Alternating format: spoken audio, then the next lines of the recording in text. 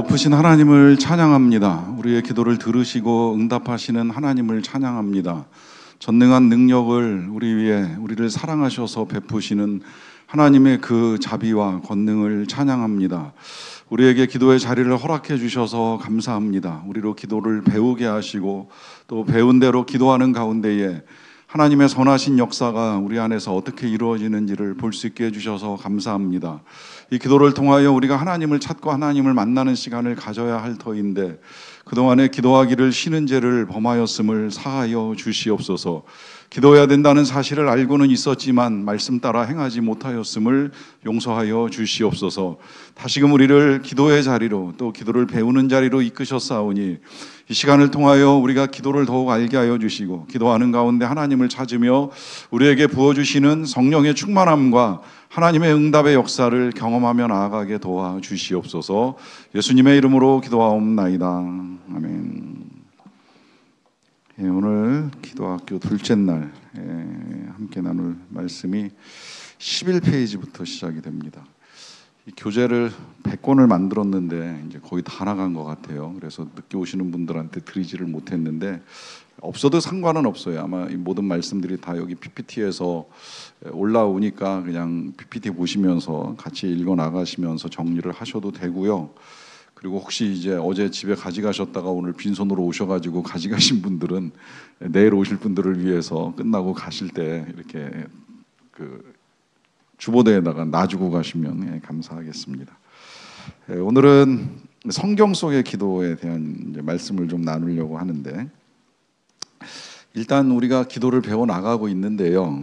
신도를 나가기 전에 기도를 배우는 방법이 뭐 여러 가지가 있어요. 어제는 이제 이 기도의 형식을 중심으로 배웠잖아요. 뭐뭐 필요하다 그랬어요. 복습 한번 해볼까요?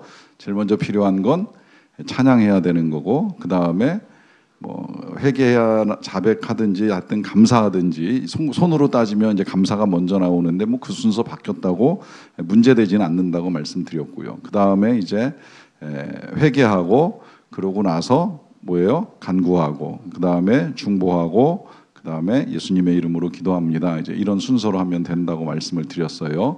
자, 이렇게 여러분들이 기도를 배워 나가셔도 되고요.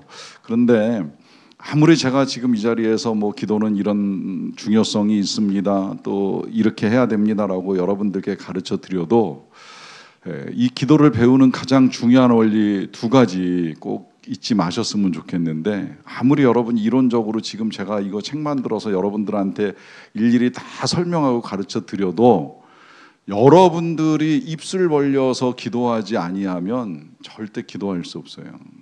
기도를 배우는 가장 좋은 첫 번째 방법은 여러분들이 입을 벌리셔야 돼요. 여러분들이 입을 벌리지 않고 뭐 갑자기 뭐가 뚝 떨어져 가지고서 내가 기도에 능한 사람이 된다. 절대 쉬운 일이 아닙니다.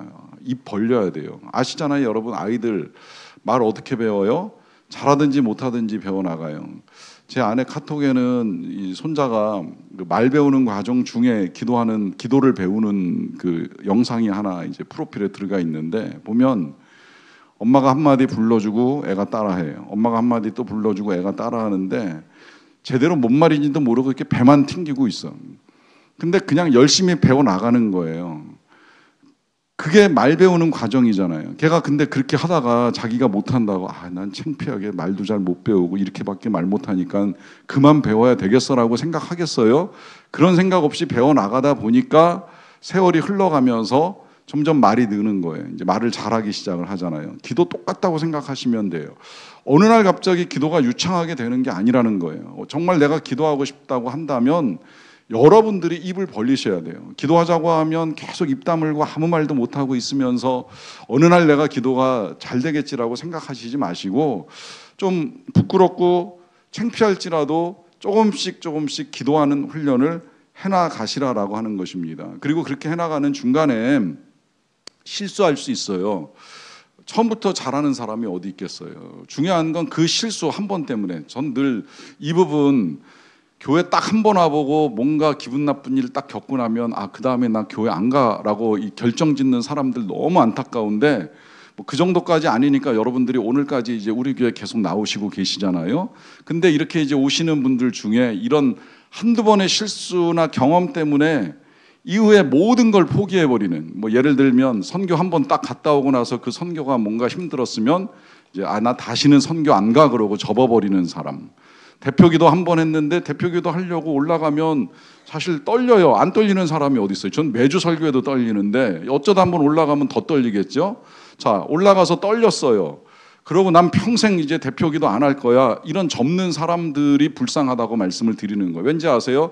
거꾸로 생각해 보세요. 저라고 해서 매번 설교를 잘하겠습니까? 저도 죽을 때가 있다는 걸 알아요. 정말 쥐구멍을 들어가고 싶을 만큼 내가 오늘 무슨 설교를 한 거지 할 때가 왜 없겠어요. 그러면 그런 일 경험하고 나서 난 안 되겠다. 더 이상은 설교하면 안 되겠다. 그만해야 되겠다. 접으면 되겠어요? 안 되겠어요? 한 번 실수 때문에 포기하지 마시라고 말씀을 드리는 거예요. 실수는 우리가 로봇도 아니고 하나님도 아니니까 실수하는 건 너무 당연한 건데 그 한 번 실수했다고 해서 다시는 안 해. 이런 말 함부로 하지 마시라고 말씀을 드리는 거예요. 기도 실수할 수 있지요. 틀릴 수도 있고 잘못할 수도 있고요. 그러나 그렇다고 해서 포기하시니까 우리의 기도가 발전이 없는 거예요. 그럴수록 다시 시도해보고 다시 도전해보는 정말 어린아이 같은 신앙, 어린아이 같은 믿음으로 해고 또 하고 해볼 때 한마디 두마디 늘어나면서 우리의 기도가 성장도 하고 발전도 하고 확장되고 영역이 넓어지는 거예요. 그러니까 기도를 배우는 첫 번째 원리 다른 데 있는 거 아니에요. 해보세요.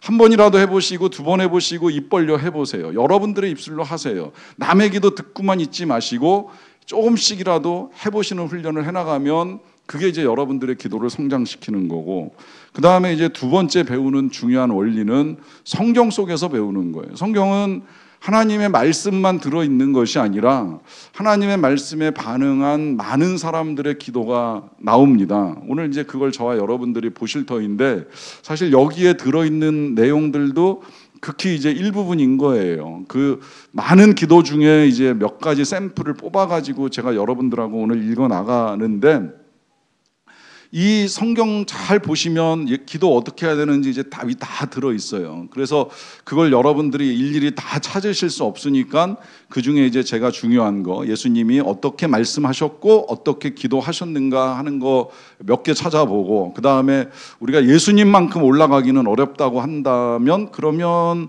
이제 예수님 아닌 다른 사람들, 성경 속의 이제 인물들은 그럼 어떻게 기도했나 하는 것들을 이제 볼 거예요.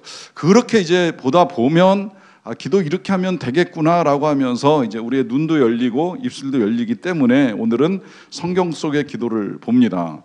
그 가운데 첫 번째로 이제 예수님의 기도에 대한 것을 먼저 보는데요. 먼저 이 기도에 대한 이제 명령이 있습니다.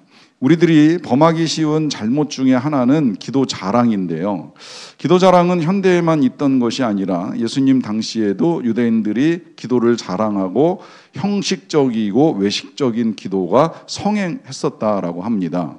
자, 주님은 이를 엄히 경계하시며 이런 자들은 하늘에 상급이 없다고 말씀을 하십니다. 자, 기도를 자랑하면 안 된다라고 하는 이 말씀을 예수님이 하신 건 우리가 익히 잘 알고 있는데, 자, 그러면 기도를 어떻게 해야 되느냐라고 하는 질문에 우리 예수님이 가르쳐 주신 기도의 방법 첫 번째는 뭐예요? 마태복음 6장 6절 보시면 기도할 때 골방에 들어가 문을 닫고 은밀한 중에 계신 네 아버지께 기도하라. 은밀한 중에 보시는 네 아버지께서 갚으시리라 하십니다. 굉장히 좋아하는 구절이에요. 좋아하는 이유는 뭐냐면 은밀한 중에 하나님 다 보고 계시고 은밀한 중에 다 듣고 계시고 또 은밀한 중에 일하고 계신다는 것 때문에 좋아해요. 문제는 이게 우리 하나님 일하시는 방식이 너무 은밀하시다 보니까 이게 이제 우리 눈에 안 보여가지고 답답할 때가 많지만, 이제 여기에 이제 응답의 원리가 들어있는 거잖아요. 내가 못 보고 내 눈에 안 보이는 거지 그렇다고 하나님이 가만히 계신 건 절대 아니라고 하는 거예요.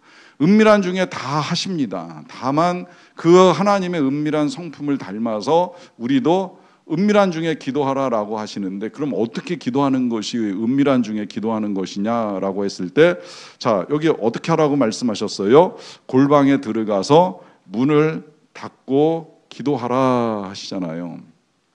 전 몰랐는데 이 골방에 들어가는 거, 이 골방이라고 하는 게 사실 뭐 이제 사람마다 이제 조금 이따 말씀드리겠지만 다양한 형태로 나타날 수 있는데, 제가 언젠가 그런 기도문을 읽다가 한번 허걱했던 적이 있어요. 골방에 들어가 문 열어놓지 않게 하소서.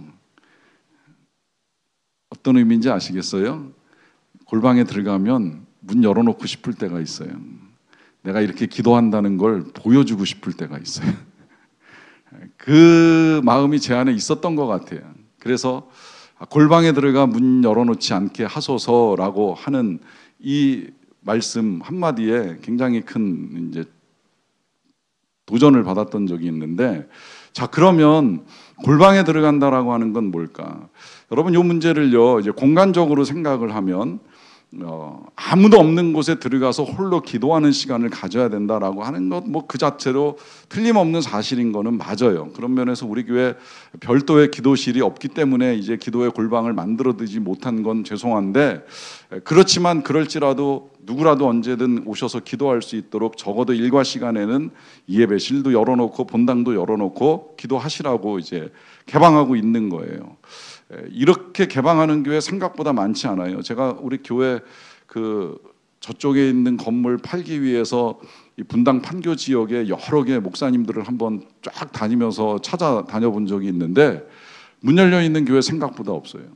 대부분 다 교회가 낮에 문이 닫혀 있어요. 그러면 그런 의문이 드는 거예요. 그러면 도대체 교인들은 기도하고 싶을 때 어디 가서 기도하지? 이제 이런 생각이 들어요. 그래서 제가 교회를 시작한 이후로부터 지금까지 웬만하면 월요일 말고는, 또 휴일 말고는 교회 그냥 열어놓는 이유가 거기에 있고, 제가 없는 시간이나 뭐 우리 부목사님도 퇴근한 시간이면 필요한 대로 교회 열쇠 드리잖아요. 밤에 와서 기도하시겠다는 분들한테 열쇠 드립니다.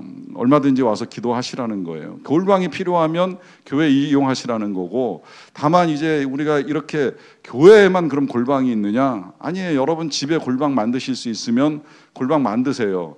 가능하면 골방 하나씩 갖고 있는 건 나쁘지 않다고 생각이 드는데, 그 방이 뭐 요새 같으면 뭐예요? 팬트리도 될 수 있고 옷방도 될 수 있고, 뭐 하여튼 각자 형편에 맞게, 뭐 우리 집은 원룸이라 골방을 만들 데가 없어요라고 하시면, 제가 처음에 묵상을 배울 때 제가 만들었던 저의 골방, 이것도 자랑이 된가 모르겠는데, 제가 만들었던 저의 첫 골방은 화장실이었어요. 뭐 워낙에 형들하고 같이 살아가는 방에서 저 혼자만의 공간을 만들 수 없다 보니까 일단 새벽에 눈 떠서 화장실에 들어가 쭈그리고 앉아야 이제 묵상을 해도 하고 하나님과 시간을 갖는 것인데, 어떤 형태로 만들어도 상관은 없다는 것인데, 그렇다고 해서 또 그럼 오늘부터 우리 집 골방은 어디에서 해야 되지라고 하면서 공간에만 집착하지 마세요. 실은 더 중요한 건 공간이 골방이냐 아니냐 중요한 거 아니에요. 골방 만들어도 문 열어놓으면 아무 소용없다고 제가 말씀드렸잖아요. 중요한 건 하나님과 나와 은밀한 관계가 형성될 수 있으면 골방이 아니어도 상관은 없어요. 문제는 이 은밀한 하나님과의 관계를 만들어가는 것조차도 연습하고 훈련을 하셔야 돼요. 제가 언젠가 한번 그런 말씀 드렸잖아요. 제가 그 경주에서 제 사촌의 결혼식이 있어가지고 이 관광버스를 타고 한번 거기 내려갈 일이 있었는데, 버스를 잘못 타가지고 그 친척 아닌 그 이모네 동네 사람들하고 다 같이 앉아가지고 이제 버스를 타고 갔는데, 그 버스 안에 대한민국 그 이렇게 표현해서 양해해 주세요. 아줌마들이 그렇게 체력이 좋은 걸 처음 알았잖아요. 서울서 경주까지 6시간, 그때 당시에 버스 한 20-30년 됐는데 가는 동안에 한순간도 안 쉬고 음악 틀어놓고 계속해서 춤을 추는데, 감히 제가 그 아줌마들을 이 30대 초반에 전도사가 그만 좀 합시다라고 하는 말을 하지 못하고, 그 소음을 들으면서 그 춤추는 기세에 눌리면서 6시간을 가는 동안에 제가 버스 안에서 골방을 만들었어요. 그게 되더라고요. 그 상황을 이길 수 있는 방법이 그 방법밖에 없는 거예요. 그냥 혼자 그 상황들을 이기기 위해서 계속 하나님을 찾고 기도하고 책 보고 하다 보니까 어느 순간에 제가 앉아있는 좌석이 골방이 되더라 하는 겁니다. 자, 이 말씀을 드리는 이유는 때로는 골방이 노출될 수 있다는 거예요. 은밀한 곳이 꼭 공간적으로만 독립된 공간이 아닐 수도 있다는 거예요. 저는 이걸 지금 강조하는 이유가 있어요. 여러분, 예배를 정말 잘 드리고 싶으면 예배 시간에 하나님과 은밀하게 대화하는 훈련을 하세요.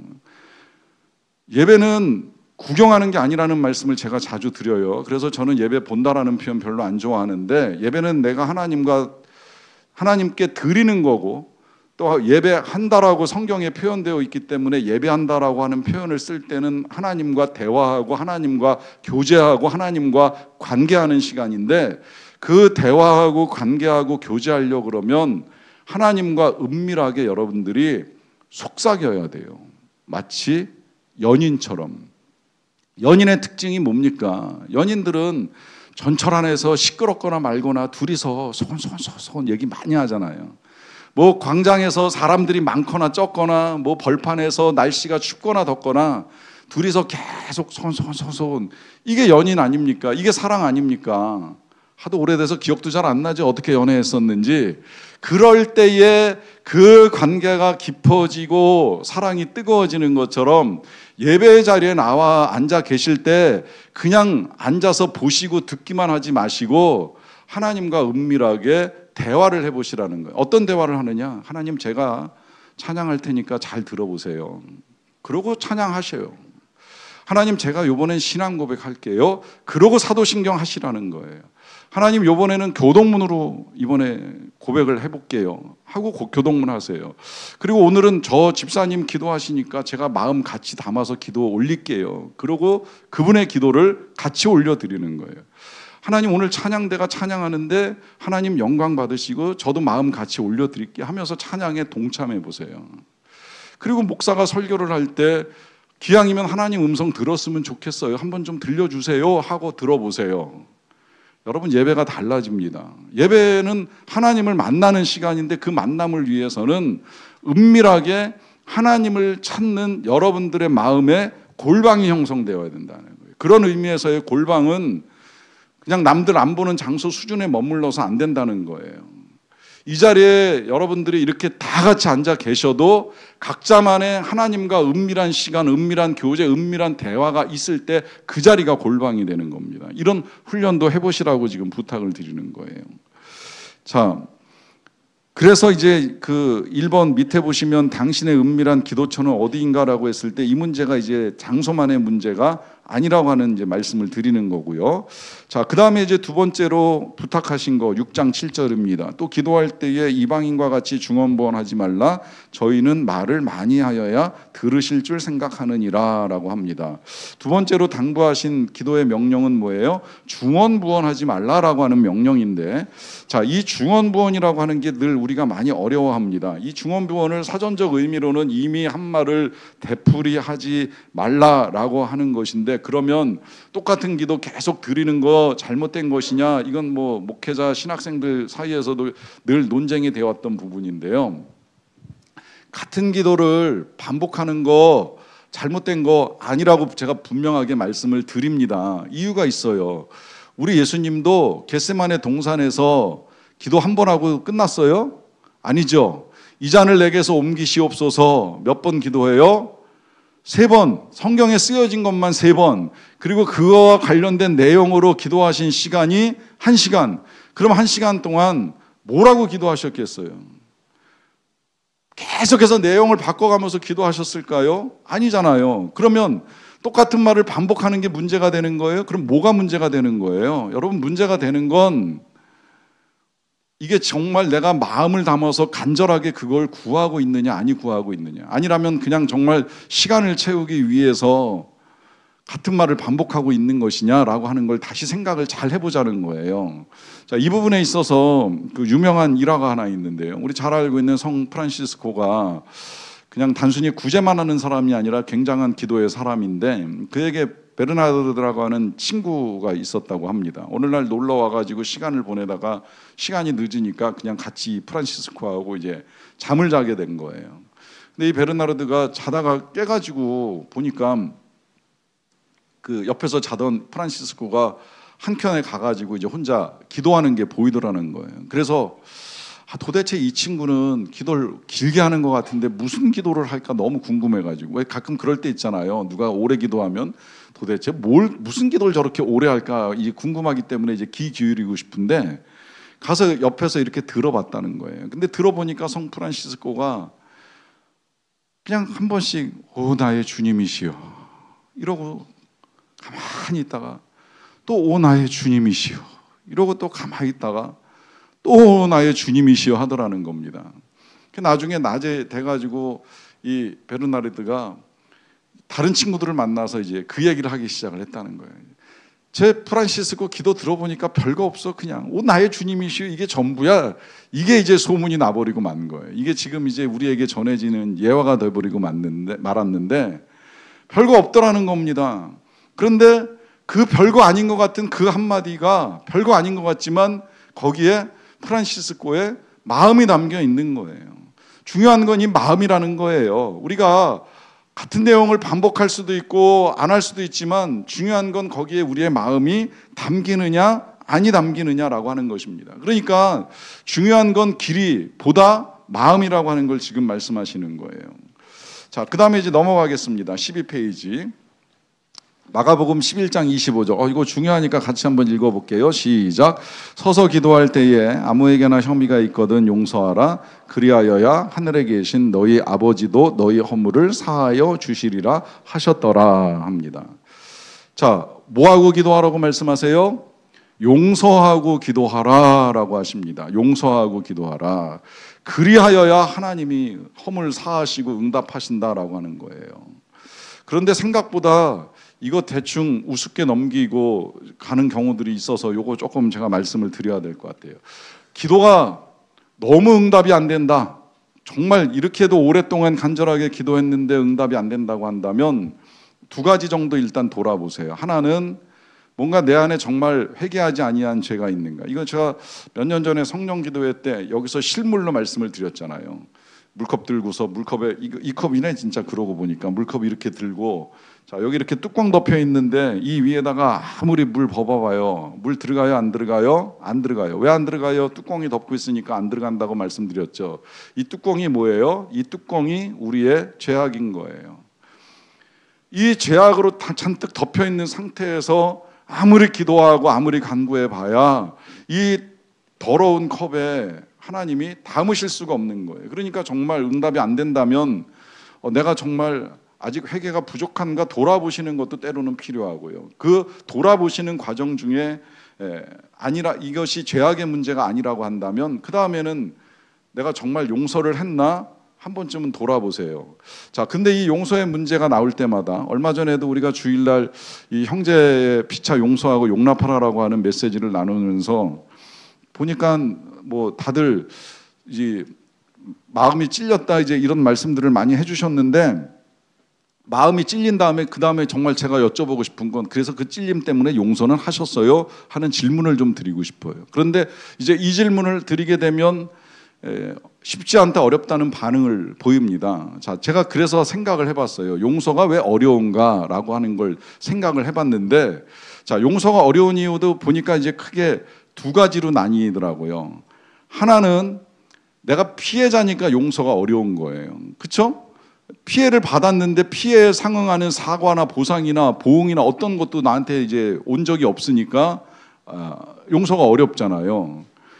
자, 그게 아니라고 한다면 조심하셔야 될 게 뭐냐면 피해 의식에 빠져 있는 거예요. 이건 좀 구분했으면 좋겠다는 생각이 들었어요. 누군가 나를 힘들게 했다라고 생각하는 피해 의식. 자, 두 가지로 나눈 다음에 정리를 좀 해드릴게요. 이거 기왕이면 우리가 기도를 배우고 기도를 하나님 앞에서 열어나가는데 용서가 지금 이 뚜껑처럼 막혀 있거나 죄악이 뚜껑처럼 막혀서 정말 하나님이 은혜를 베푸시고 싶으셔도 베푸실 수 없다라고 한다면 그걸 털어내기 위해서 제가 이 부분을 좀 길게 다루는 건데요. 피해자, 일단 피해자의 문제부터 다뤄드릴게요. 자, 피해자가 스스로 용서가 어렵다고 생각하는 이유는 누군가로부터 억울한 일, 힘든 일을 겪은 거예요. 뭐 그게 이제 모함이 될 수도 있고 모욕이 될 수도 있고 마음 상하는 일이 될 수 있잖아요. 그러니까 이제 용서가 안 되는 거잖아요. 물론 그런 일을 겪을 때에 쉽게 털어버리라고 제가 말씀을 드리는 거 아니라는 걸 좀 양해하고 좀 잘 들으세요. 모함, 모욕 이거 정말 우리의 마음을 힘들게 합니다. 그런데 그 힘든 일 때문에 묶여있지는 않았으면 좋겠어요. 만약에 모함이나 모욕을 당하고 피해를 겪었다. 그럼 그 사람이 나를 모함하거나 모욕한 게 잘한 거예요? 잘못한 거죠. 근데 잘못한 왜 그 사람의 말에 내가 묶여 있냐고요. 여기서 벗어나시라고 지금 말씀을 드리는 거예요. 날 힘들게 한, 얼토당토하는 말로 나를 억울하게 하고 모함하고 모욕한 그 사람의 말에 내가 묶여가지고 계속해서 응어리진 이 마음을 풀지 못하면 결국 누가 그 피해를 계속 떠안고 있는 거예요? 내가 피해를 떠안고 있는 거예요. 그러니까 털어버리라는 거예요. 그 사람이 한 그 말, 그 모욕, 그 모함 다 거짓이지 뭐. 틀린 거지. 털어버리세요. 이겨내시라고 말씀드리는 거예요. 어떻게 이겨내느냐? 예수님이 보여주셨잖아요. 가장 억울하고 가장 큰 모함을 당하신 분은 우리 예수님이신데, 예수님이 그렇게 모욕과 모함으로 끝나신 게 아니라 십자가 위에서 수치당하고 심지어 죽음 앞에까지 모함당해서 매달려 죽기까지 하셨잖아요. 주님이 그 상황에서 그 억울함을 털어내지 못하셨으면 우리의 구원도 안 이루어지고 용서도 안 이루어지는 거예요. 근데 거기서 주님이 뭐라 그러세요? 쟤들 불쌍히 여겨주세요. 뭘 하고 있는지를 몰라요. 뭔 말을 하고 있는지 무슨 짓을 하고 있는지 모르는 저들을 용서해 주세요라고 하는 그 예수님의 용서 때문에 우리가 하나님께 청구서 내밀고 기도할 수 있는 하나님의 자녀가 된 거예요. 그래서 예수님이 말씀하신 거예요. 너희도 용서해라. 내가 용서했으니 너희도 용서하라라고 하는 당부입니다. 자, 이거는 이제 제가 피해자일 때 말씀을 드리는 거고요. 근데 가만히 보니까 피해자가 아닌데 피해의식에 빠져 있는 사람들이 있어요. 남들이 날 힘들게 했다. 그 힘들게 한 사람이 가족일 수도 있고, 교우일 수도 있고, 하여튼 다양한 형태로 나타나는데, 그래서 피해의식에 사로잡혀 있을 때 한 번쯤은 되돌려서 질문을 좀 해주셨으면 좋겠어요. 나만 피해를 받나? 내가 피해를 끼친 건 없나? 한번 좀 잘 생각을 해보세요. 여러분, 가족관계에서 생각을 해보세요. 배우자가 나를 힘들게 한다? 나는 배우자를 행복하게만 해준 사람 같아요? 애들이 나를 힘들게 한다? 나는 애들한테 행복한 부모였던 것 같아요? 행복을 주는 부모였던 것 같아요? 여러분, 자녀 문제는 잘 생각하세요. 자녀가 지금 그 모습을 보이는 건 거의 100% 부모 탓이라고 생각하면 틀리지 않는데, 부모가 그 유전자를 물려줬든지 아니면 그렇게 키웠든지 둘 중에 하나인 거예요. 애가 나를 힘들게 한다고요? 애도 힘들었어요. 애도 부모 만나서 부모 잘못 만나가지고 그렇게 크는 동안은 내가 그렇게 만들어 놓고서는 애들 때문에 힘들다, 남편 때문에 힘들다, 부인 때문에 힘들다. 이게 피해의식이라고 말씀을 드리는 거예요. 그 피해의식에 빠져가지고 나 때문에 힘들었던 사람들 마음은 헤아리지 못하는 이런 사람을 뭐라고 이야기해요? 나르시스트. 자기애적 성격 장애. 이거 빠진 사람 생각보다 많아요. 특히 이 현대사회. 자기밖에 모르는 시대로 자꾸 사람들을 키워나가다 보니까 이 나르시스에 빠져가지고 난 늘 피해자인 거야. 난 늘 불쌍해. 그리고 내 주변 사람들이 날 너무 힘들게 한다고만 생각을 해요. 그러다 보니까 용서가 안 되고, 용서가 안 되니까 기도가 안 되고, 기도를 해도 응답이 없는 거예요. 잘 생각해 보세요.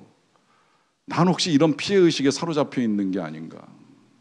제가 이렇게까지 리얼하게 말씀드리는 이유는 그 피해의식에서 벗어나서 날 힘들게 했던 그 사람들을 용서할 때, 그때 하늘문이 열리고 은혜의 빗줄기가 우리에게 쏟아지는 겁니다. 아시겠어요? 예. 자, 그 다음에 누가복음 18장 항상 기도하고 뭐 하지 말아라? 낭망하지 말아라. 실망하지 말아라. 자, 당부하시는 이유는 뭐라 그랬습니까? 낭망할 가능성이 있다고 말씀을 드렸죠. 자, 왜 낭망을 합니까? 낭망하는 이유는 어디 있어요? 내가 원하는 때에 내가 원하는 방식으로 응답이 안 되는 거예요.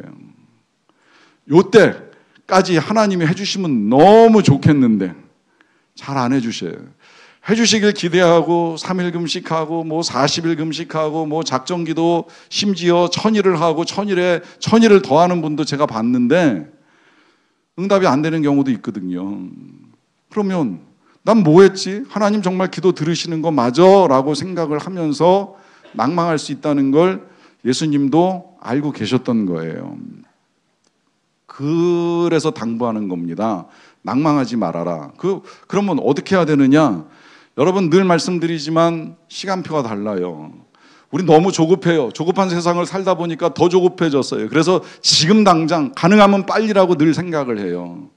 하나님 절대 그렇게 일하시지 않아요. 저도 그런 경험 많았어요. 왜 내 생각대로 교회가 성장하지 않을까? 왜 내 생각대로 교회가 부흥하지 않을까? 시간이 지나면서 알게 된 거예요. 내 생각대로 됐으면 정말 큰일 날 일이 너무나도 많았던 걸 제가 나중에 알았어요. 뒤늦게 철이 들어가지고 하나님이 늦추시는 이유가 있었구나라고 하는 걸 깨닫게 된 거예요. 하나님이 더 정확하게 아시고 잘 알고 계신다고 믿으시면 틀림없습니다. 그래서 당부를 드리는 거예요. 자, 그렇게 이제 여러 가지 명령을 하신 예수님께서 말씀만 하시지 않으시고 실제로 이제 기도를 우리에게 보여주시잖아요. 자, 첫 번째 보여주신 기도는 뭐예요? 새벽 오히려 미명에 기도하십니다. 이 기도의 모습은 하루를 시작하기 전에 이제 기도하시는 모습이었다라고 하는 것이죠.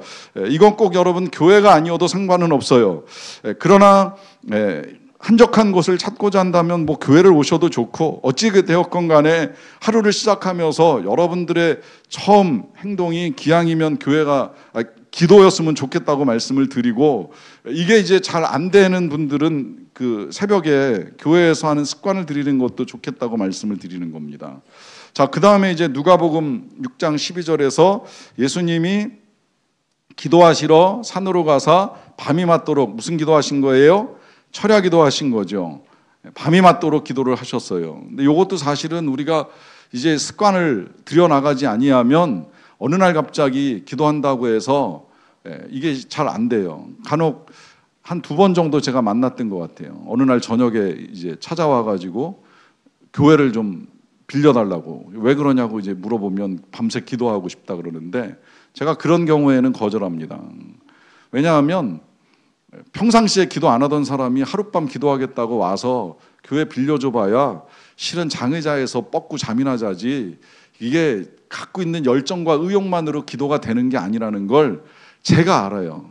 저도 그렇게 기도해봤고 기도하려고 해봤는데 평소에 습관적으로 이 기도의 시간을 늘려가지 않는데 어느 날 갑자기 내가 한다? 잘 안 돼요. 여기 수능 기도회 때 같이 기도해 보신 분들 아시잖아요. 늘 기도 안 하다가 시험 보는 날 아침에 모처럼 교회 와가지고 기도해보겠다고 앉아보지만 잘 돼요? 안 돼요? 안 돼요. 안 되니까 기도 시간 되면 늦게 들어가고 기도 끝나기 전에 미리 나가버리고 하면서 수능 기도회 하다가 이거 힘드니까 올라가서 밥이나 할래 그러고 밥하고 하는 일들 하는 이유가 뭐예요? 이 기도라는 게 습관이 안 되면 그만큼 어렵다는 거거든요. 그러니까 안 된 습관을 가지고 해나가는 게 어려우니까 조금씩 우리가 이제 이 습관을 들여보자라고 하는 거예요. 그래서 이제 우리가 저녁마다 기도하는 시간을 갖는 겁니다. 자, 그런데 여기서 중요한 건 그 밑에 있는 말씀인데, 그 12페이지 맨 밑에입니다.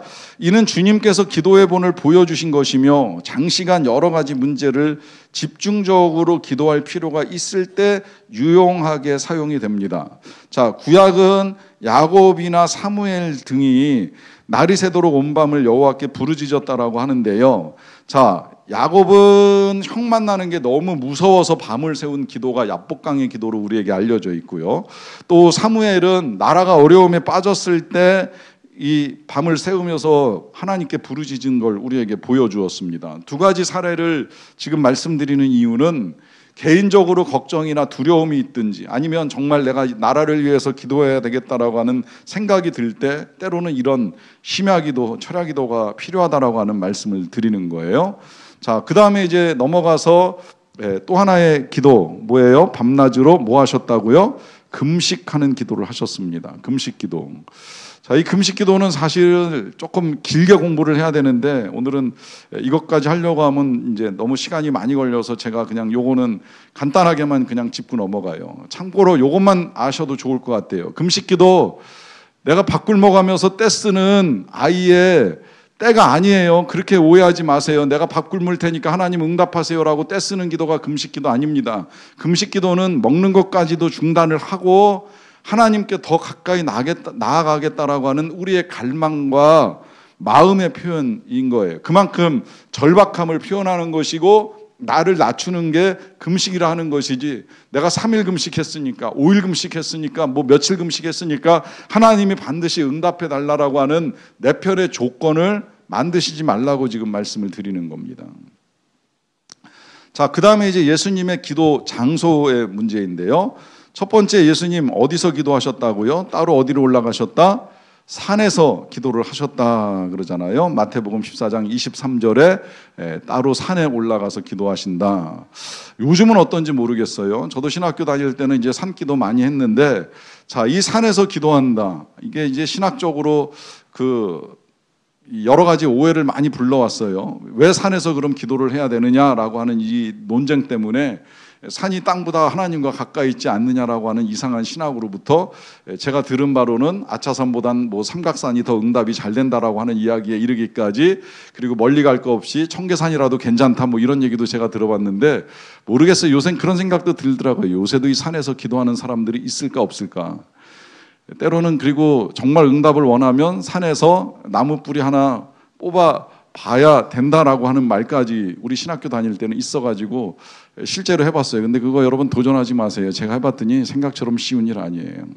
밤새 흔들다가 기도도 못하고 짐만 빠지고 그러고 그냥 내려와서 후회만 남습니다. 왜 내가 굳이 거기 가서 그 짓을 했지, 뭔가 미친 사람처럼 뭘 한 거지, 이제 이런 생각이 들어요. 그럴 필요까지는 없다고 말씀을 드립니다. 그런데 그럴지라도 이런 말씀은 좀 하나 드리고 싶어요. 저는 공간의 신학 늘 고민을 많이 했어요. 기도가 쌓인다, 이제 이런 표현 가끔 이제 들을 때가 있었는데, 과연 그러한가라고 하는 의문이 들 때는 있었거든요. 왜냐하면 삼각산, 아차산 이걸 이제 구분하는 이유가 뭐냐면, 아차산보다는 삼각산에서 산기도를 하는 사람들이 훨씬 더 많으니까 그래도 거기에 뭔가 기도가 쌓이지 않느냐, 이제 이런 이야기를 하는 거예요. 근데 제가 그 말을 긍정하지 않다가 이제 영락교에서 사역할 때 이제 긍정하게 되는 경우가 한 번 이제 있었어요. 뭐냐면 그 영락교회는 바로 교회 앞에 뭐 죽집도 있고 그다음에 이제 삼계탕집도 있고 합니다. 근데 언젠가 권사님 한 분이 그 삼계탕 저랑 같이 먹으면서 이제 같이 있는 분들하고 그런 말씀하시는 걸 들었어요. 늘 이 집은 장사가 잘 돼. 영락교회 교인들이 기도를 많이 해서 그래. 이렇게 말씀을 하시는 거예요. 그러니까 거기에 기도가 쌓여서 저절로 장사가 된다, 이제 이런 말씀을 하시는 거예요. 그래서 제가 기도가 쌓여서 장사가 잘 된다?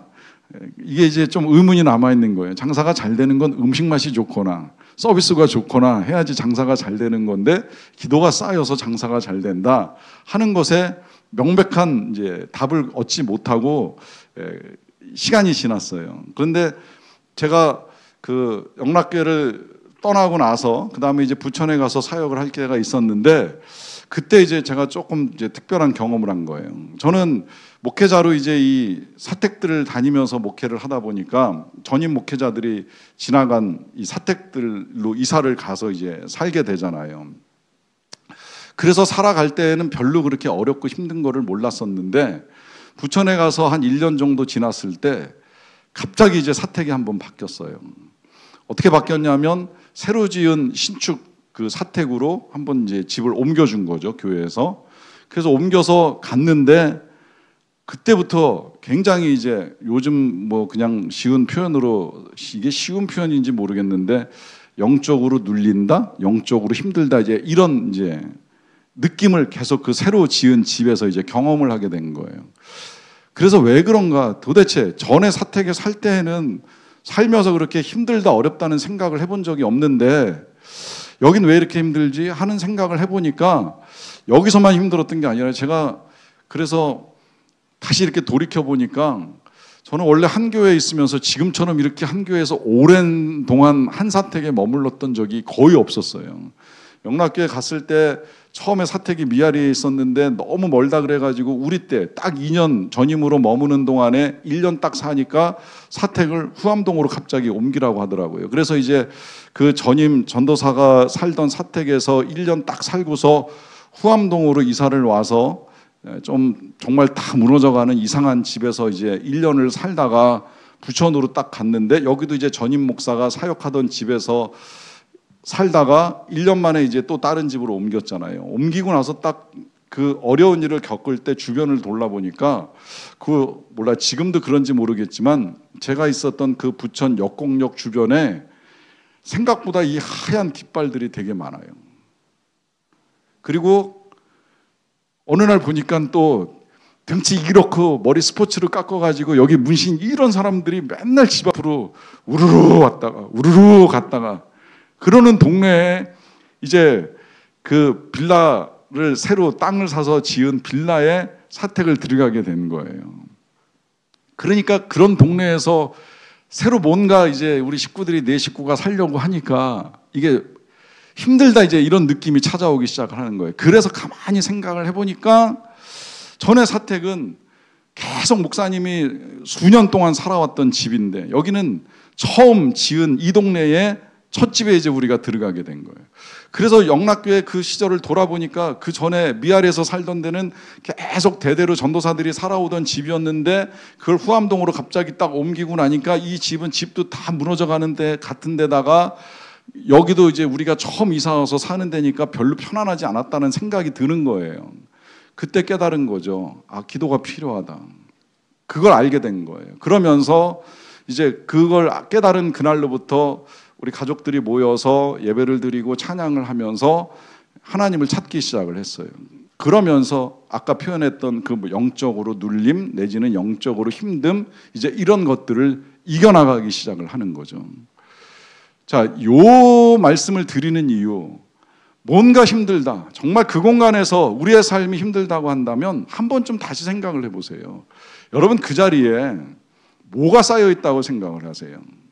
여러분들의 찬송이 쌓여 있습니까? 기도가 쌓여 있습니까? 아니면 서로를 향한 원망과 불평이 쌓여 있습니까? 뭐가 쌓여 있는 공간입니까? 여러분들이 쌓여 있는 공간. 여러분 이건 우리 교회를 놓고 생각을 해봐도 좋을 것 같아요. 우리 교회 뭐가 쌓이는 공간이라고 생각을 하세요? 수다가 쌓이는 공간, 대화가 쌓이는 공간, 넘어서야 된다고 생각을 해요. 기도가 쌓이는 교회, 이게 얼마나 아름답습니까? 얼마나 귀한 공간이 될 건가 하는 생각을 해보시면서 이 공간의 문제를 좀 우리가 다시 받아들였으면 좋겠다라고 말씀드리는 겁니다. 자, 예수님은 산에 올라가서 기도를 하시기도 하시고 또 겟세마네 동산에 가서도 기도를 하시고요.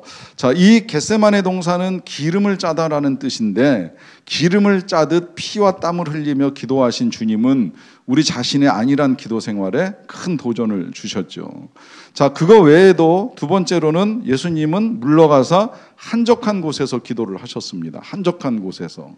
자, 이 한적한 곳이라고 하는 거는 제가 봤을 때는 이것 또한 공간만의 문제로만 생각하지 마시고 이렇게 보셔도 좋을 것 같아요. 사람과의 연결성이 끊어지는 자리. 요거 여러분 잘 생각을 해보세요. 기도가 어려운 이유 중에 하나는 자꾸 뭔가 연결되어 있거든요. 사람과 직접적으로 연결이 되어 있건 매체로 연결되어 있건 전화기로 연결되어 있는 걸 말하는 거예요. 가끔은 좀 끊어놓고 사람과의 거리도 좀 두고 전화기하고의 거리도 좀 두고 기도하는 시간을 가져보시라고 말씀을 드리는 겁니다. 그 연결성으로부터 벗어난 곳이 한적한 곳이라고 말씀을 드리는 것이고요. 그 다음에 이제 세 번째로 예수님의 기도 장소 중에 하나는 광야였습니다. 광야. 자, 요 광야는 이렇게도 좀 여러분들한테 풀어드리고 싶은데요. 인생이 뭐 사실 우리는 다 도시 생활이기 때문에 이제 실제로 광야 같은 공간을 지나가는 사람은 여기 없잖아요. 그런데 삶이 지금 겪어나가는 여러 그 느낌들이 광야 같은 느낌이 들 수는 있다고 생각이 들어요. 아, 난 요새 진짜 광야를 지나는 것 같아 라고 하는 그런 마음이 들 때가 있을 수 있잖아요. 그러면 그 시간이 힘든 건 틀림없어요. 이 광야 같은 느낌이 드는 건 여러 가지 이유가 있을 수 있다고 생각이 드는데 뭐 결핍이 돼 있든지 뭘 상실했든지 관계가 끊어졌든지 관계의 고통을 겪든지 다양한 형태의 광야가 여러분들한테 만약에 지금 임하였든지 아니면 뭐 그런 시간을 보낸다면 그렇다면 적어도 그건 또 하나의 기회라고 생각을 하셔도 좋겠다고 말씀을 드리는 거예요. 어떤 기회이냐? 그 광야가 좋은 건 뭐예요? 아무것도 없으니까 하나님을 볼 수 있는 기회가 되는 거예요. 이게 기회예요. 광야 방법이 없어요. 하나님을 찾지 않고 어떻게 이 광야를 헤쳐나가요? 그러니까 여러분 인생이 광야 같다 쉽게 말하지 마시고 정말 광야 같으면 그럼 진짜 하나님을 보셔야죠. 근데 하나님을 안 찾게 된다?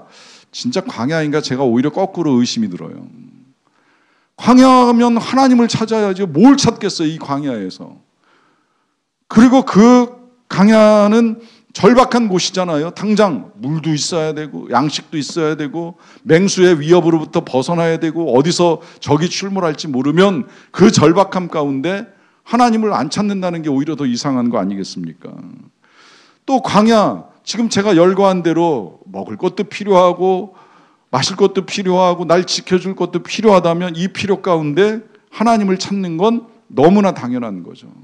그러니까 정말 내 인생이 척박하고 메말랐고 광야 같은 상황이고 그런 시간이 지나가고 있다면 기회라고 생각하고 더욱 기도의 자리에 나아가세요. 그리고 그렇게 기도하실 때 저는 확신합니다. 경험하실 거예요. 하나님이 어떻게 비를 내리시는지, 어떻게 양식을 주시는지, 어떻게 길을 여시는지. 광야는 길도 안 보이는 데인데 어떻게 길을 여시는지 볼 수 있을 것이고, 거기에 정말 광야에 뜨거운 땡볕이 비친다면 하나님이 구름 기둥 세우시고 하나님이 비를 내리신다라고 하는 것도 분명하게 보실 거예요. 그런 믿음으로 하나님께 매어 달리세요. 자, 그 다음에 이제 넘어가서 기도의 때를 좀 보겠습니다.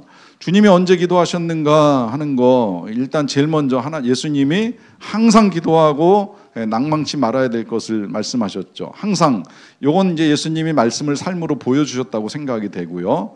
그 다음에 이제 두 번째로 누가복음 6장 12, 13절에서는 예수님이 기도하시러 산으로 가사 밤새 철야 기도하신 다음에 하나님께 기도하시고 밝은 다음에 하신 게 뭐예요? 제자를 임명하셨죠. 그러니까 중요한 일 앞에 예수님이 기도하신다는 걸 분명하게 이제 보여주시고, 그 다음에 이제 세 번째로 마가복음 1장 12, 13절에서 보시면 성령이 예수를 광야로 몰아내셨습니다. 뭐 때문에요? 공생애를 시작하셔야 되기 때문에 그 공생애 시작 전에 예수님이 기도를 하십니다. 그 다음에 이제 네 번째로 제자들과 함께 겟세마네 동산에 올라가서 기도하신 이유는 뭐예요? 십자가에 달리시기 전이죠. 다시 말하면 고난이 닥치기 전에, 고난이 다가올 때에 고난을 이기시기 위해서도 예수님이 기도를 하셨어요.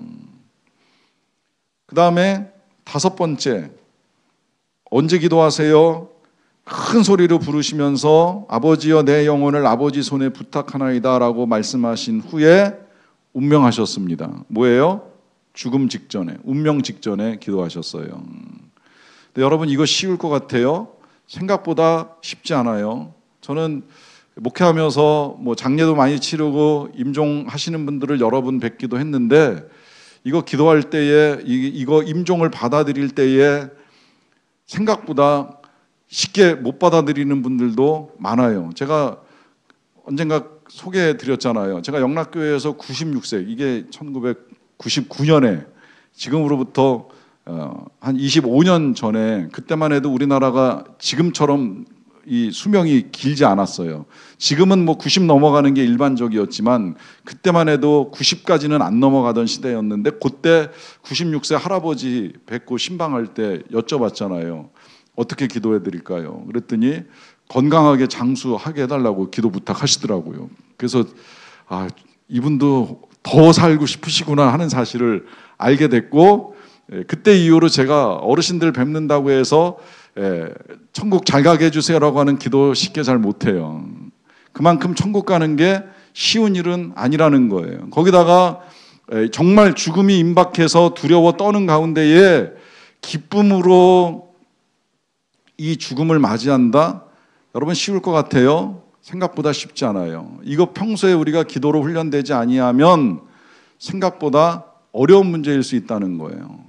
근데 제가 작년에 그 친구 목사 어머니가 돌아가시는 이제 장례 문상 가서 한번 문상할 기회가 있어가지고 이야기를 나누게 됐는데, 친구 어머니가 아니라 친구의 장모님이죠. 그 사모님이 그러시더라고요. 사모님이 마지막까지 이제 간병하시다가 소천하셨는데, 그 어머니 참 귀하게 자녀들과 이별을 하신 것 같아요. 그냥 걱정하지 말고 잘 따라와. 나는 하나님 곁으로 갈 테니까 잘 따라와라고 아주 밝게 말씀하시고 이제 떠나신 것 같아요. 그러니까 그 사모님이 그런 표현 쓰시더라고요. 우리 어머니 되게 예쁘게 떠나셨어요. 이렇게 표현하시는데 너무 듣기가 좋더라고요. 근데 그게 어느 날 갑자기 될 것 같아요. 평소에 내가 기도하지 않고 하나님을 찾는 일이 없다가 어느 날 갑자기 하나님이 우리를 부르실 때에 나 이제 드디어 기다리다가 하나님 나라에 가는구나. 너무 기쁘고 즐겁다 될까요? 쉽지 않은 일이죠. 이 예수님이 운명하시면서 아버지께 영혼을 맡기는 건 예수님이 생애 전체가 항상 기도하는 삶이셨기 때문에 가능하시다는 걸 우리에게 보여주시는 거예요. 그래서 우리에게 기도가 습관이 되지 아니하면 우리는 생각지 못한 위험과 고난 앞에서 두려워 떨 수밖에 없는 거죠. 그걸 이길 수 있는 힘이 바로 기도에 있다는 것입니다. 자, 문제는 이제 우리가 이렇게 예수님만큼은 할 수가 없으니까 그렇다면 어떻게 해야 되냐고 했을 때 기도의 사람들을 이제 보게 되는 겁니다. 몇 사람 이제 빨리 보도록 해볼게요. 자, 첫 번째로 이제 모세를 보게 되면 모세가 아말렉과 전쟁을 할 때 기도를 하지요. 그 기도의 태도가 손을 드는 거였는데 그 손을 들면 이스라엘이 이기고 손을 내리면 아말렉이 이깁니다. 그러다 보니까 모세가 손이 내려오지 않도록 하기 위해서 어떤 일을 했어요? 아론하고 훌이 그 옆에서 붙들어주는 일을 하죠. 손이 내려오지 않게 양쪽에서 붙들어줍니다. 이거 굉장히 중요해요.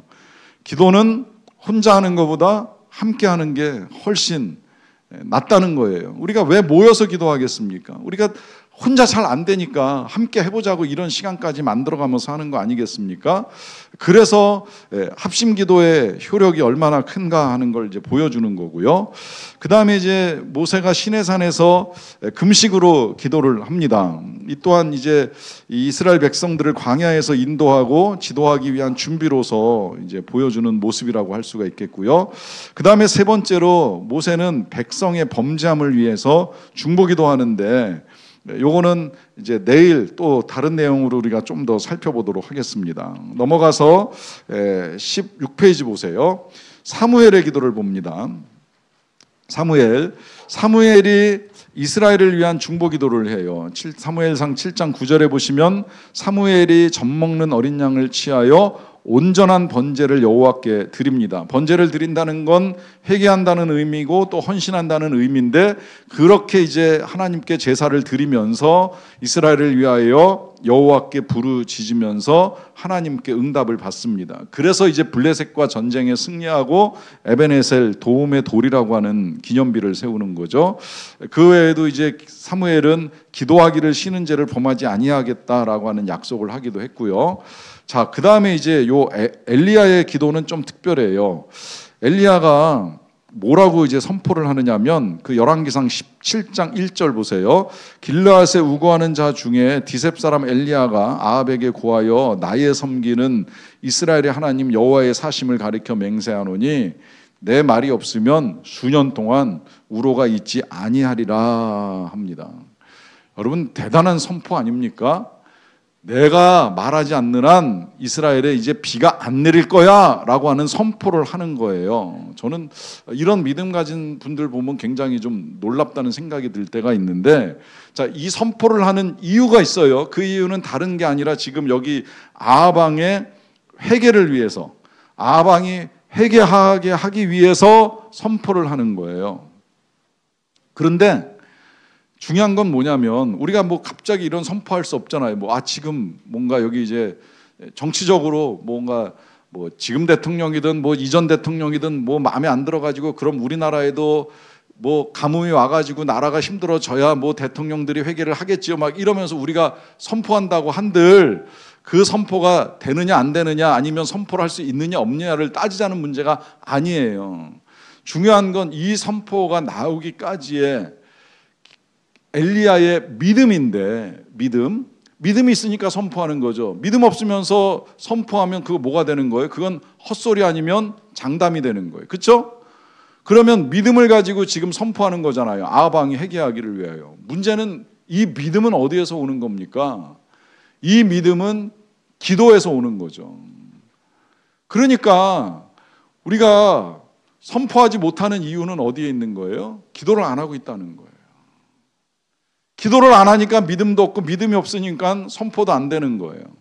다시 바꿔서 말씀드리면 정말 우리가 우리의 자녀들을 축복하고 제대로 세워나가고 그 인생 가운데 빛이 비치고 길이 열리기를 원하면 선포해 줘야 되는데 그 선포에 대한 믿음은 기도하는 자만이 가질 수 있다고 말씀을 드리는 거예요.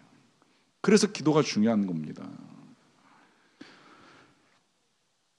그 외에도 엘리야는 이방 종교와의 대적을 위한 기도를 합니다. 자, 요 기도는 중요하기 때문에 좀 보고 넘어가야 돼요. 자, 이방 종교와의 대적을 위해서, 자, 36절 보세요. 열왕기상 18장 36절입니다.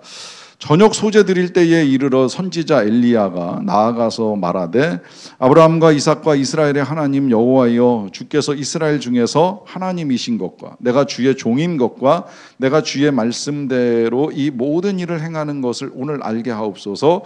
여호와여, 내게 응답하옵소서. 내게 응답하옵소서. 이 백성이 주 여호와는 하나님이신 것과 주는 그들의 마음을 되돌이키심을 알게 하옵소서라고 합니다. 자, 여기서 이방 종교와의 대적을 위한 기도를 하는데 지금 제가 이걸 읽어드린 이유가 있어요. 이방 종교하고 대적하는 데 있어서 핵심이 뭘까요? 지금 여기 이 기도에서 가장 중요한 핵심이 뭘까요? 우리가 만약에 이방 종교하고 대적을 한다 그러면 거기서 드러나야 될 건 뭐예요? 드러나야 되는 건 하나님의 영광이죠. 하나님의 영광이 나타나야 되잖아요. 누가 망해야 된다, 저 종교가 끝장나야 된다, 지금 이게 중요한 문제야. 뭐 이제 와가지고 우리가 이방 종교하고 대적한다고 이슬람교 망하게 해주세요, 불교 망하게 해주세요, 힌두교 망하게 해주세요, 이게 지금 필요한 기도가 아니라는 거예요. 이거는 요즘 표현으로 하면 무례한 기독교입니다. 뭔가 기독교를 잘못 알고 있는 거예요. 기독교는 무례하지 않아요. 필요한 건 하나님의 영광이 나타나면 되는 거예요. 근데 이 하나님의 영광의 이야기를 하다 보면 오늘날 우리가 오해하는 것이 있어요.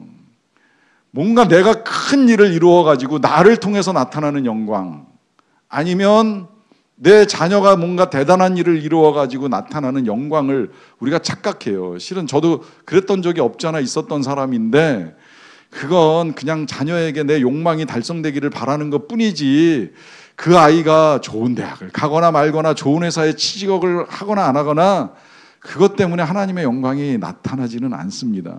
왜냐하면 그거 잘 되는 거 보고 누가 영광을 돌리겠어요? 나나 영광을 돌리겠죠. 내 자식 잘 되는 거 보고 영광 돌릴 사람은 나밖에 없어요, 실은. 근데 우리가 이제 이런 일들을 놓고서 하나님의 영광을 빙자해 왔어요. 그러면 뭐가 하나님께 영광이 되는 거예요? 다른 거 없어요. 여기 지금 나와 있는 표현 그대로 주께서, 여호와께서 하나님이신 것, 이 말은 바알이 하나님이 아니라는 거, 부처가 하나님이 아니라는 거, 세상 그 누구도 하나님이 아니라, 나도 하나님이 아니라 여호와만이 하나님이신 것이 드러나면 되는 거예요. 그걸 위해서 뭐라고 기도를 드려요? 내게 응답하옵소서, 내게 응답하옵소서 기도를 드리는 거예요. 이렇게 기도하시면 되는 거예요. 이게 지금 우리가 배워야 될 기도예요. 하나님의 영광만 나타나면 되고, 그 영광이 나타나는데 내 능력 없어도 상관없어요. 난 무능한 사람이어도 관계할 필요 없어요. 그저 함께하는 사람들이 하나님 살아계신 거 볼 수 있고 하나님이 응답하신다는 거 볼 수 있으면 되는 겁니다.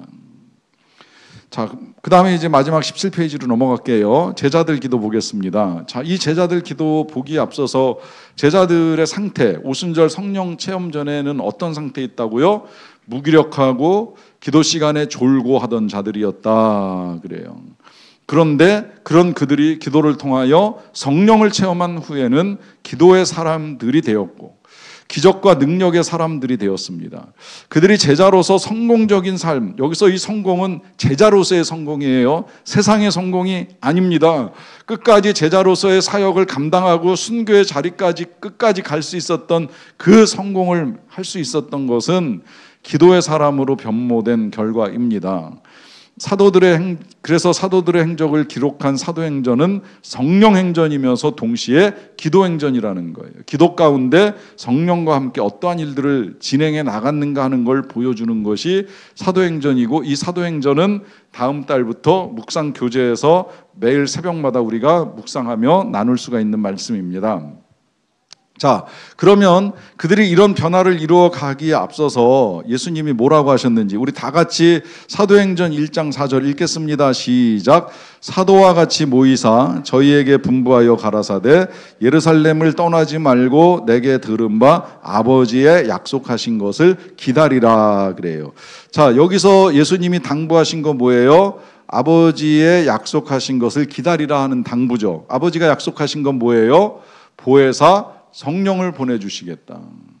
그거를 어떻게 하라? 기다려라. 어디서 기다려라? 예루살렘에서 기다려라. 뭐 하면서 기다려라? 기도하면서 기다려라. 그래서 여기서 우리 일반적으로 알고 있는 기도의 세 가지 원리라고 흔히 말하는 뭐가 나와요? 3기가 나오죠. 3기 뭐예요? 기도하고 기대하고 기다려라. 자, 여기서 요거 주의하셔야 돼요. 누가 그런 솔직한 고백을 저한테 나눠주셨어요. 기도하면 기대가 커져요.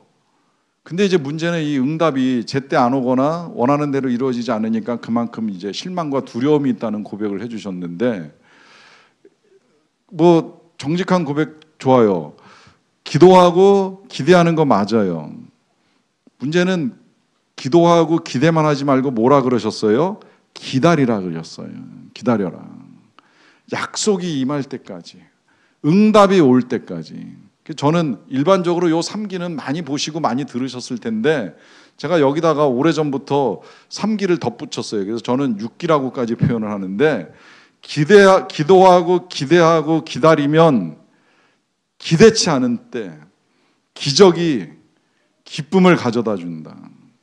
여기서 제가 말씀드린 건 기적이 나타나고 기쁨이 온다는 것도 있지만 기대하지 않은 시간, 내가 원하는 시간이 아니에요. 내가 생각지 못한 시간에 하나님이 기적을 베푸십니다. 그건 반드시 우리에게 기쁨이 됩니다. 그러니까 우리의 기도는 기도하고 기대하고 기다리는 건 틀림이 없지만, 그러나 기적이 기쁨을 줄 것이다. 다만 나의 때가 아니라 하나님의 때에 이루어진다는 사실을 믿고 기도하시라라고 하는 거예요. 자, 이 말씀에 따라 제자들이 보인 반응은 뭐예요? 1장 14절에 보시게 되면 여자들과 예수의 모친 마리아와 예수의 아우들로 더불어 마음을 같이하여 전혀 오로지 기도에 힘썼다라고 하는 것이죠. 그래서 이 첫 번째 기도는 뭐예요? 제자들의 첫 번째 기도는 성령을 기다리는 기도예요. 약속하신 성령을 기다리는 기도. 그 다음에 이제 두 번째로 이 제자들이 한 것, 기도하여 뭇사람의 마음을 아시느니여 주여 이 두 사람 중에 누가 주의 택하신 바 되어서 이 가룟 유다의 자리를 대신하겠습니까? 라고 하는 이 기도를 드리잖아요. 그건 중대한 일을 결정하기 전에 기도한 겁니다. 두 번째는 중대한 일을 결정하기 전에. 여기서 중대한 일은 사도를 채우는 일, 사도를 세우는 일이에요. 그러니까 우리에게 있어서 중요한 거, 행사 준비보다 중요한 건 뭐예요? 기도예요. 선교 준비보다 중요한 건 뭐예요? 기도예요. 교회 학교보다 중요한 건 뭐예요? 기도예요. 어떤 중대한 일보다도 중요한 건 기도라는 거예요. 그 사도행전 6장 6절에서도 사도들 앞에 세우니 사도들이 기도하고 그들에게 안수했다 했을 때 이 안수받은 사람들은 7명의 집사죠. 그 7명 집사 가운데 스데반 같이 훌륭한 집사님도 나오시는 거예요. 그리고 사도행전 10장 9절에서 나타나는 것은 성에 가까이 갔을 때 베드로가 기도하려고 지붕에 올라가니 시간은 제6시인데 이것은 전도하기 전에 하는 기도였습니다. 자, 이런 거 외에도 세 번째로 보면 기적을 일으키기 전에 기도한 사도들의 모습이 나오는데요. 사실 사도행전 12장 5절부터 19절은 사도들의 기도인지는 잘 모르겠고, 베드로가 감옥에 갇혀 있을 때 베드로가 탈출하도록 예루살렘 교회의 성도들이 기도를 하죠. 예루살렘 교회 성도들이. 이것도 내일 자세히 또 보도록 할게요. 그 다음에 이제 사도행전 16장 24절부터 36절까지는 바울과 실라가 감옥에 갇혀서 드리는 기도죠. 자, 이 기도의 결과로 감옥 문은 열리고 더 중요한 건 이 감옥의 간수의 집안 식구들이 다 구원을 받는 역사가 나타납니다. 그러니까 하나님의 역사가 신비해요. 사실은 베드로가 여기서 바울이 신라와 함께 기도한 건 감옥문 열어달라는 기도 아니었던 것처럼 저는 보이는데, 놀랍게도 하나님은 감옥문도 열어주시고 그 감옥의 간수까지 구원받는 하나님의 일을 이루어 가시는 걸 보게 되는 거예요. 이게 기도의 능력이고 기도의 역사입니다. 여러분, 그래서 낙심하지 마시고 기도하세요. 하나님이 하실 거예요. 하나님의 때에 하실 것입니다. 믿음 가지고 기도하시고 응답받는 저와 여러분 되시기를 간절히 축원합니다. 자, 이 시간에도 계속해서 이제 우리 같이 찬양하면서 오늘 배운 대로 또 기도를 한번 해보도록 하겠습니다. 같이 찬양하며 나아갑니다. 예수님 목마릅니다. 오시어 기름 부으소서. 주님을 사모합니다. 오셔서 채워주소서. 함께 찬양 드리도록 하겠습니다.